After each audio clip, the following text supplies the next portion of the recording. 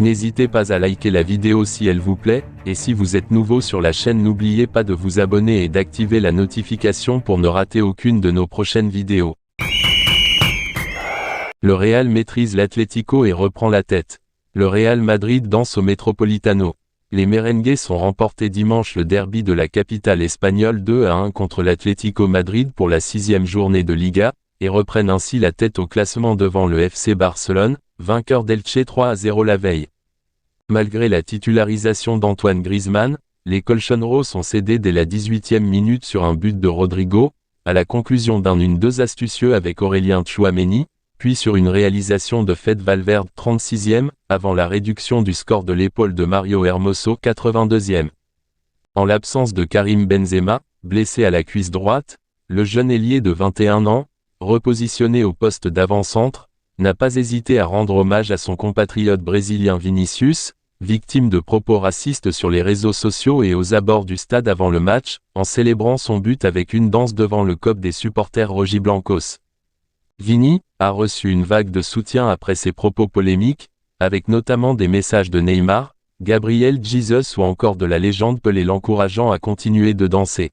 « Je vais demander à Vinicius qu'il m'apprenne à danser la samba », a déclaré ironiquement le président de l'Atlético Enrique Cerezo plus tôt dans la journée.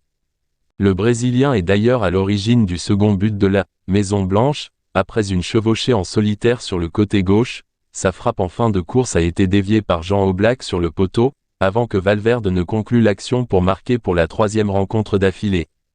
Grisou, cantonné à un rôle de remplaçant depuis le début de saison en raison de l'imbroglio entre l'Atlético Madrid et le FC Barcelone autour de l'option d'achat liée à son prêt, a sonné la révolte des colchonneros en fin de match en délivrant un corner maladroitement détourné par Thibaut Courtois et chanceusement repris par Mario Hermoso.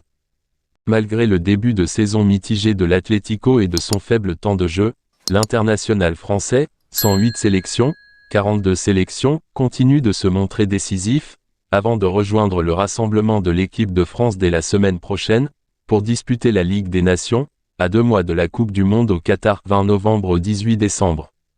Répit pour Lopetegui grâce à ce succès sur la pelouse de son voisin madrilène, le Real poursuit son parcours sans faute depuis le début de saison, avec 9 succès de rang toutes compétitions confondues.